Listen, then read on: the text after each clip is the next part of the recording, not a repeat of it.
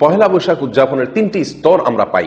প্রথম স্তরে পহেলা বৈশাখ উদযাপিত হতো জমিদারদের আমলে, সম্রাটদের আমলে।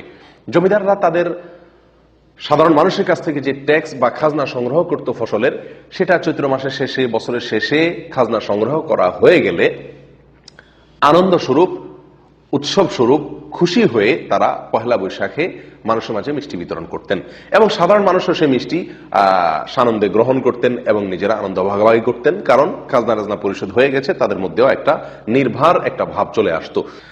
দ্বিতীয় যে স্তরটি আমরা দেখতে পাই সেটি হলো জমিদার প্রথা যখন বিলুপ্ত হয়ে গেল, তখন পহেলা বৈশাখ মানে ছিল হালখাতা। হালখাতা ছাড়া পহেলা বৈশাখ আর তেমন কিছুই ছিল না। সারা বাংলাদেশে আনাচে কানাচে, শহরে বন্দরে সব জায়গায় সকল দোকানদাররা পহেলা বৈশাখ উপলক্ষে দোকানকে সাজগোজ করিয়ে যে সমস্ত ক্রেতারা সারা বছর বাকি নিয়েছেন তাদেরকে উৎসাহ দিতেন, তাদেরকে জন্য কার্ড বিতরণ করতেন, দাওয়াত দিতেন, যাতে পহেলা বৈশাখ সকালে এসে দোকানে তাদের পূর্বের দেনা পরিশোধ করে নতুন খাতা খোলেন এবং হালনাগাদ করেন তাদের দেনা পাওনার হিসাব নিকাশকে, এবং এই উপলক্ষে কিছু মিষ্টি মন্ডা ইত্যাদি খাওয়ানোর ব্যবস্থা করতেন। সবার ভিতরে এক ধরনের আনন্দের আবহ ছিল। এটার মধ্যেও কোনো জাতীয় ভাব ছিল না, বরং এটাও নিছক সামাজিক একটি আনন্দ, সামাজিক একটি উৎসব হিসাবে উদযাপিত হতো। এ ছিল পহেলা বৈশাখের দ্বিতীয় ধাপ বা দ্বিতীয় স্তরের ইতিহাস। এরপরে শুরু হলো তৃতীয় স্তরে পহেলা বৈশাখ উদযাপনের চিত্র, যেটি আজকে আমরা দেখতে পাচ্ছি। এটি শুরু হয়েছে 1989 সালে। আপনি উইকিপিডিয়াতে যদি সার্চ দেন দেখবেন সেখানে বিস্তারিত তথ্য আছে এবং এ সম্পর্কে বিভিন্ন বই পুস্তকেও তথ্য পাওয়া যায়। 1989 সালে সর্বপ্রথম ঢাকা বিশ্ববিদ্যালয়ের চারুকলা ইনস্টিটিউটে বেশ কিছু তরুণ শিক্ষার্থীর উদ্যোগে সর্বপ্রথম এই নতুন আঙ্গিকে বা নতুন ভাবে পহেলা বৈশাখ উদযাপন শুরু হয়। আর এদের মূলে যারা ছিলেন সংগঠক হিসাবে, তাদের মধ্যে অন্যতম ছিলেন কলকাতার বারোদার একজন শিক্ষার্থী, যার নাম ছিল তরুণ ঘোষ। এই তরুণ ঘোষ মূল নেতৃত্বে থেকে আরো কিছু যুবক শিক্ষার্থী তারা মিলে এই পহেলা বৈশাখকে নতুন ভাবে উদযাপনের চিন্তা ভাবনা তারা আবিষ্কার করলেন এবং এটা তারা চারুকলা থেকে শুরু করলেন। আর সেটি ছিল আনন্দ শোভাযাত্রা বের করা। অর্থাৎ পহেলা বৈশাখে সকালে চারুকলা থেকে একটা আনন্দ শোভাযাত্রা বের করে কিছুদূর প্রদক্ষিণ করে ঢাকা শহরের বিভিন্ন জায়গা ঘুরে আবার সেটা চারুকলা এসে শেষ হতো। এই শোভাযাত্রায় তরুণ ঘোষ কলকাতা যেভাবে দেখেছেন, ঠিক তারই আদলে হিন্দুদের বিভিন্ন প্রতিমা, তাদের বিভিন্ন দেবদেবীর বাহন, বিভিন্ন জীবজন্তুর মুখোশ, এগুলোকে সেই শোভাযাত্রায় তারা বহন করত। কিছুদিন যেতে না যেতেই এই আনন্দ শোভাযাত্রাকে নামটিকে পরিবর্তন করে দেওয়া হলো মঙ্গল শোভাযাত্রা।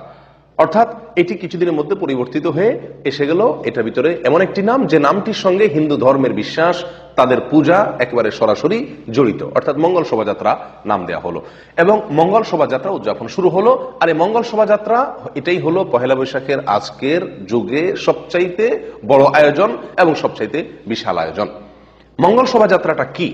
মঙ্গল শোভাযাত্রাটা হলো মূলত পহেলা বৈশাখের সকালে নারী পুরুষ সকলে মিলে ঢোল এবং তবলার তালে তালে রাস্তায় বের হয়ে মিছিল করা, র্যালি বের করা, শোভাযাত্রা বের করা, উদ্দেশ্য মঙ্গল প্রার্থনা করা। অর্থাৎ এই রাস্তায় বের হলে, মিছিল বের করলে ঢোল তবলা বাজাতে বাজাতে নারী পুরুষ একসাথে মিলে মিশে এবং সেখানে বেশ কিছু প্রতিমা, বেশ কিছু পশু পাখি, বেশ কিছু প্রাণীর ছবি, মুখোশ এবং তাদের প্রতিমা, এগুলোকে বহন করা হয়। উদ্দেশ্য এই শোভাযাত্রার মাধ্যমে যেন আমাদের জীবনে বরকত আসে, কল্যাণ আসে, বিপদ আপদ দূর হয়, এই উদ্দেশ্যে এই শোভাযাত্রা বের করা হয়। অমঙ্গল শোভাযাত্রা অর্থাৎ মঙ্গলের জন্য বা মঙ্গলের উদ্দেশ্যে শোভাযাত্রা বের করা। সম্মানিত দর্শক ভাই বোনেরা, এই মঙ্গল শোভাযাত্রায় যে সমস্ত মুখোশ বা যে সমস্ত প্রতিমা ব্যবহার করা হয়ে থাকে, এই মুখোশ এবং প্রতিমাগুলো আসলে কি? এগুলোকে নিছক আর্ট হিসাবে, এগুলা কি নিছক সৌন্দর্য হিসাবেই বহন করা হয়? উত্তর হলো জি না। এটিকে নিছক সৌন্দর্য হিসাবে, নিছক আর্ট হিসাবে ব্যবহার করা হয় না, বরং যে সমস্ত প্রাণীর মুখোশ অথবা প্রতিমা বহন করা হয়ে থাকে মঙ্গল শোভাযাত্রা, আমরা একটি একটি করে যদি খোঁজ খবর নেই তাহলে দেখতে পাবো তার প্রতিটি প্রতিমা, প্রতিটি মুখোশই হিন্দুদের কোনো না কোনো দেবতার সঙ্গে, হিন্দুদের কোনো না কোনো পূজার সঙ্গে সরাসরি জড়িত। তার ভিতরে সবচাইতে বেশি যে মুখোশগুলো দেখা যায় তার অন্যতম হলো পেঁচা। এই পেঁচা সম্পর্কে হিন্দু ধর্মের বিশ্বাস অনুযায়ী এই পেঁচা হলো মঙ্গলের প্রতীক, মঙ্গলের প্রতীক। এবং শুধু মঙ্গলের প্রতীকই নয়, এটা হলো তাদের অন্যতম একজন দেবতা লক্ষ্মীর বাহন। লক্ষ্মীর বাহন অর্থাৎ এই পেঁচার মুখোশ বহন করলে লক্ষ্মী আসবে, মঙ্গল আসবে, কল্যাণ আসবে। এটা হলো হিন্দুদের একটি বিশ্বাস। সেই হিসেবে মঙ্গল শোভাযাত্রাতে প্রচুর পরিমাণে আপনি দেখবেন পেঁচার মুখোশ বা ছবি বহন করা হয়। ঠিক তেমনি ভাবে ইঁদুর, এটা হলো গণেশের বাহন হিন্দু ধর্ম বিশ্বাস অনুযায়ী। হনুমান হলো রামের বাহন। হাঁস, এটা হলো সরস্বতীর বাহন। আপনি মঙ্গল শোভাযাত্রায় হাঁস দেখতে পারবেন অনেক পরিমাণে। তেমনি ভাবে হাতি এবং বাঘ এবং সিংহ, এগুলো হলো দুর্গার বাহন। আপনি মঙ্গল শোভাযাত্রায় প্রচুর পরিমাণে বাঘ সিংহের মুখোশ আপনি দেখতে পাবেন, এটা হলো দুর্গার বাহন। গাভী, এটা হলো রামের সহযাত্রী। ময়ূর, এটা হলো কার্তিকের বাহন, এটাও আপনি দেখতে পাবেন মঙ্গল শোভাযাত্রায়। খেপা ষাঁড় বা ক্ষিপ্ত ষাঁড়, এটা হলো শিবের বাহন, এটাও আপনি দেখতে পাবেন মঙ্গল শোভাযাত্রায়। এছাড়াও সূর্য দেবতা হিন্দুদের অন্যতম একটি দেবতা। আপনারা মঙ্গল শোভাযাত্রাতে সূর্যের মতো কিছুটা মানুষের মাথার মতো দেখতে পাবেন। প্রচুর পরিমাণে এই প্রতীকটা মানুষ বহন করে থাকে। এগুলো নাকি মঙ্গলের প্রতীক। সম্মানিত দর্শক ভাই বোনেরা, এই হলো মঙ্গল শোভাযাত্রার মোটামুটি একটি চিত্র, যেটি আমি আপনাদের সম্মুখে তুলে ধরার চেষ্টা করেছি। এই মঙ্গল শোভাযাত্রায় যেই প্রতিমাগুলো বা যেই মূর্তিগুলো, যে ছবিগুলো বহন করা হয়ে থাকে, এগুলো যে নিছক সৌন্দর্যের অংশ নয়, এগুলো যে নিছক আর্টের জন্য নয়, এগুলো বহন করা হয় এক ধরনের উপাসনা হিসাবে, এক ধরনের প্রার্থনার অংশ হিসাবে। এগুলো নিয়ে বের হলে রাস্তায়, তাহলে কি হবে? মঙ্গল নেমে আসবে। ঠিক যেমনি ভাবে হিন্দুরা তাদের পুজোয় মঙ্গল শোভাযাত্রা বের করে একই নামে, ঠিক সেই নাম এবং সেই কাজ, সেগুলোর সবগুলোর সমাহার রয়েছে মঙ্গল শোভাযাত্রা। বরং আমরা বলতে পারি হিন্দুরা 12 মাসে 13 পূজা করে। যে সমস্ত প্রাণী, যে সমস্ত দেবতার বাহনের সঙ্গে তাদের ভক্তি জড়িত, বিশ্বাস জড়িত, সেগুলোকে আমরা একদিনে বর্ষবরণের নামে করে থাকি, শুধুমাত্র মঙ্গল শোভাযাত্রার মাধ্যমে। সমাজ দর্শক ভাই বোনেরা, কেউ বলতে পারেন এই সমস্ত ছবিগুলো, এই সমস্ত মুখোশগুলো, কার্টুনগুলো, এগুলো নিছক আনন্দের জন্য, মজা করার জন্য, বা আর্ট হিসাবে, সৌন্দর্য হিসাবে, অথবা আমাদের গ্রামীণ বা লোকজ ঐতিহ্যকে ফুটিয়ে তোলার জন্য এগুলোকে ব্যবহার করা হয়ে থাকে মঙ্গল শোভাযাত্রায়। আমি বিনয়ের সঙ্গে বলবো যে বিষয়টি এরকম না।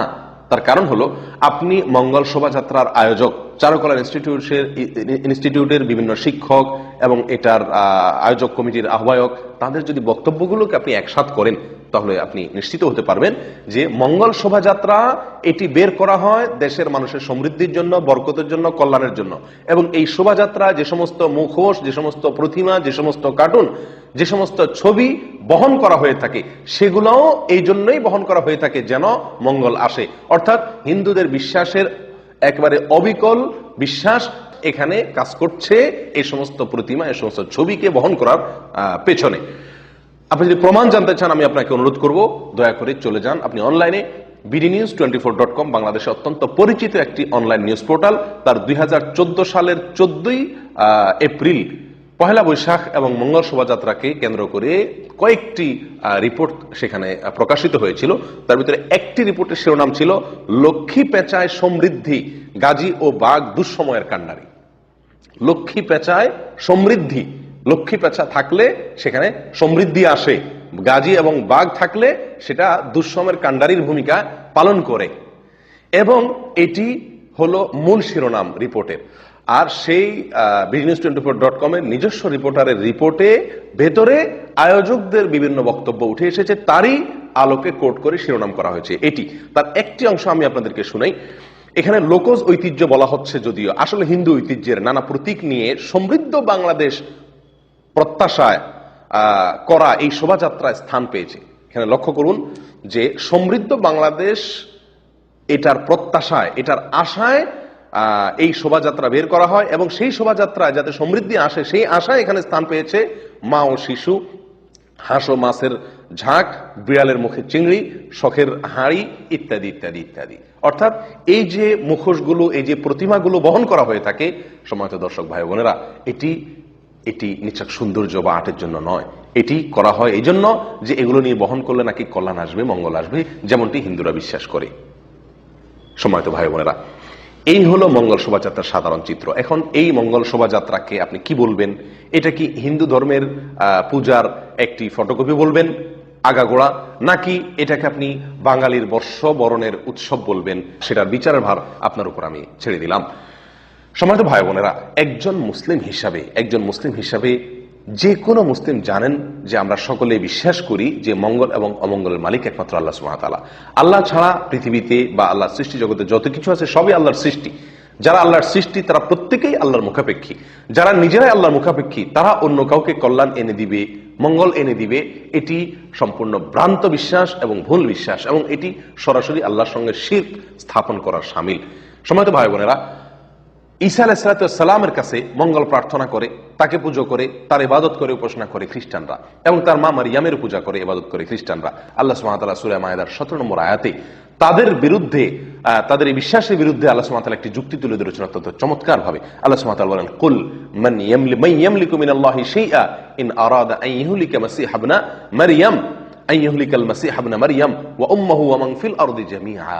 আল্লাহ যদি চান, তোমরা যে ঈসা মাসির কাছে অথবা তার মা মারিয়ামের কাছে তোমরা যে প্রার্থনা করো, যদি আল্লাহ চান তাদের উভয়কে ধ্বংস করে দিবেন, সারা পৃথিবীর সমস্ত মানুষকে ধ্বংস করে দিবেন। বলো, কে রক্ষা করার ক্ষমতা রাখে? কারোর কি অধিকার বা সে ক্ষমতা আছে? উত্তর হলো নাই। তাহলে তাদেরকে উপাসনা করার, তাদেরকে পুজো করার কোনো যুক্তি হতে পারে না, যারা নিজেরাই ধ্বংসশীল, যারা নিজেরা নিজেদের ধ্বংসের হাত থেকে নিজেদেরকে রক্ষা করতে পারে না। অতএব কল্যাণ এবং অকল্যাণের জন্য, মঙ্গল এবং অমঙ্গলের জন্য ইবাদত করতে হবে, উপাসনা করতে হবে যার, তিনি হলেন মহান রব্বুল আলামিন। তিনি ছাড়া অন্য কারোর কাছে যদি আমরা প্রার্থনা করি সেটা হলো শিরক। আমরা সূরা ফাতিহায় প্রতিদিন আল্লাহ সুবহানাহু ওয়া তাআলাকে দীপ্ত কণ্ঠে ঘোষণা দিয়ে থাকি, ইয়্যাকা না'বুদু ওয়া ইয়্যাকা নাস্তাঈন। হে আল্লাহ, আমরা শুধুমাত্র আপনারই ইবাদত করি, আপনি ছাড়া আর কারোর ইবাদত করি না, আর আপনার কাছেই সাহায্য চাই, অন্য কারোর কাছে সাহায্য চাই না। এ হলো আমাদের মুখের বক্তব্য, এ হলো আমাদের দাবি। আর যদি মঙ্গল শোভাযাত্রা আমরা বের হই, তাহলে কর্ম হলো কেমন, যে আল্লাহকে আমি মুখে বলছি আল্লাহর কাছেই একমাত্র সাহায্য চাই, অথচ মঙ্গল শোভাযাত্রা বের হয়ে আমি পেঁচার কাছে সাহায্য চাচ্ছি, মঙ্গল প্রার্থনা করছি, আমি বাঘ, ভাল্লুক, হরিণ, এই সমস্ত পশু পাখির কাছে আমি সাহায্য প্রার্থনা করছি, এগুলোর সাহায্যে, এগুলোর মাধ্যমে। সম্মানিত ভাই বোনেরা, এটি সম্পূর্ণভাবে শিরক। বর্ষবরণের নাম দিয়ে আমাদের সাধারণ মুসলিম ভাই বোনদেরকে বলা হচ্ছে যে এটি বাঙালি সংস্কৃতি, অথচ এখানে যে কাজগুলো হয়ে থাকে এর কোনোটির সাথে কোনো মুসলিমের বিশ্বাস যায় না, বরং এগুলো সম্পূর্ণ মুসলিমের বিশ্বাস বিরুদ্ধ, মুসলিমের ঈমান বিধ্বংসী। সরাসরি বলতে গেলে এগুলো হলো, সবগুলো হলো মন্দিরের আয়োজন। মন্দির থেকে কিছু আয়োজনকে এনে সেটাকে বাঙালি সংস্কৃতির প্রলেপ দিয়ে, লেবাস পরিয়ে সমাজে এক শ্রেণী মানুষ সেটাকে ছড়িয়ে দিচ্ছে, যেটি আমাদের ঈমানকে হরণ করছে, যেটি আমাদেরকে শিরকে নিমজ্জিত করছে। আমরা জেনে না জেনে, বুঝে না বুঝে এই শিরকে আমরা হাবুডুবু খাচ্ছি। পয়লা বৈশাখ উপলক্ষে সবচেয়ে বড় আয়োজন যেটি মঙ্গল শোভাযাত্রা, সে বিষয়ে আমি কিছু কথা আর্জ করলাম। এর বাইরে আরো যে সমস্ত কর্মকাণ্ড আছে, যেমন পান্তা ইলিশ খাওয়া পয়লা বৈশাখের সকালে, এই পান্তা ইলিশ এটিও মূলত হিন্দুদের একটি পূজা থেকে এসেছে বা পূজা থেকে ধার করে নেওয়া হয়েছে। আর সেটি হলো, হিন্দুরা আশ্বিন মাসের শেষে তারা রান্না করে, একজন উপবাস করে বা রোজা রাখে, এবং কার্তিক মাসের সকালে তারা পুজো করে তাদের ওই আগের দিনের রান্না করা, মাসের শেষে রান্না করা পুরাতন ভাতকে পানি ঢেলে সেই ভাত দিয়ে তারা তাদের উপবাস ভঙ্গ করে। এটা তাদের একটা পূজার অংশ।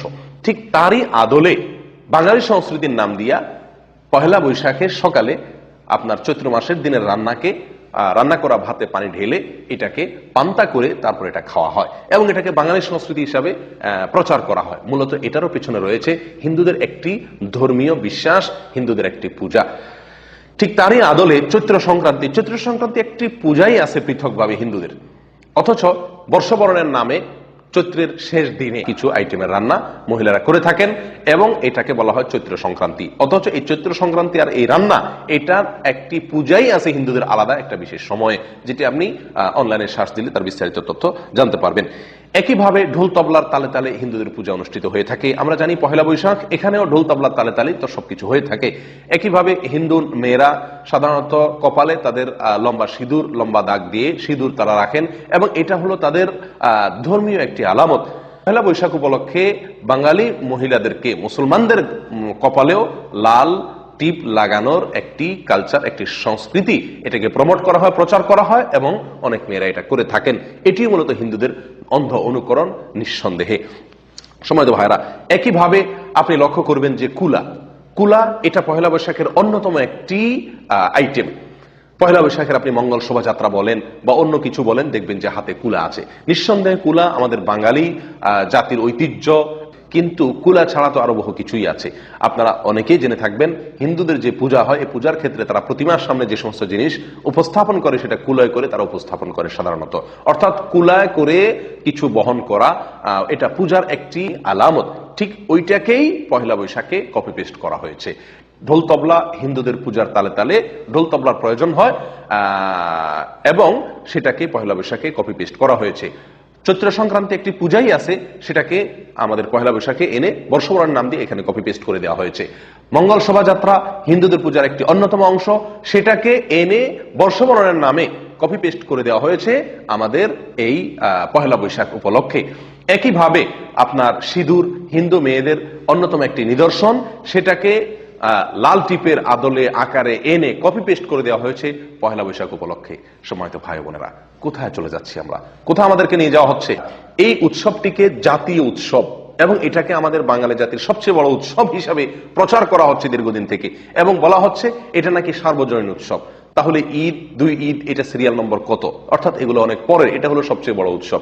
এটি অত্যন্ত আফসোসের বিষয়, অত্যন্ত আক্ষেপের বিষয় যে ঈদের বিপরীত হিসাবে, বিকল্প হিসাবে ঈদের চাইতে শক্তিশালী উৎসব হিসাবে প্রমাণ করার, দাঁড় করানোর একটি অপচেষ্টা এক শ্রেণীর মিডিয়া করে থাকে এবং রীতিমতো তারা প্রচার করে থাকে এটি হলো বাঙালি জাতির নাকি সবচেয়ে বড় উৎসব। এবং এটাকে জাতীয় উৎসবের স্থান দেওয়ার জন্য যা যা করা দরকার তার সবকিছু করা হয়। ঈদের আদলে ঈদে যেরকম নতুন পোশাক, ভালো পোশাক পরার নির্দেশ আছে বা আমরা সবাই পরে থাকি, তার আদলে পহেলা বৈশাখ উপলক্ষে পোশাকের ভালো বা নতুন পোশাক পরিধান করার একটা কালচার চালু করা হলো। ঈদে যেরকম আমরা ভালো খাবার গ্রহণ করি, এখানেও ভালো খাবার বা ভিন্ন খাবার, ব্যতিক্রম খাবার গ্রহণের একটা কালচার চালু করা হলো। ঈদে যেরকম বোনাস আছে, এখন আবার বৈশাখ উপলক্ষে বৈশাখী বোনাসও চালু করা হলো।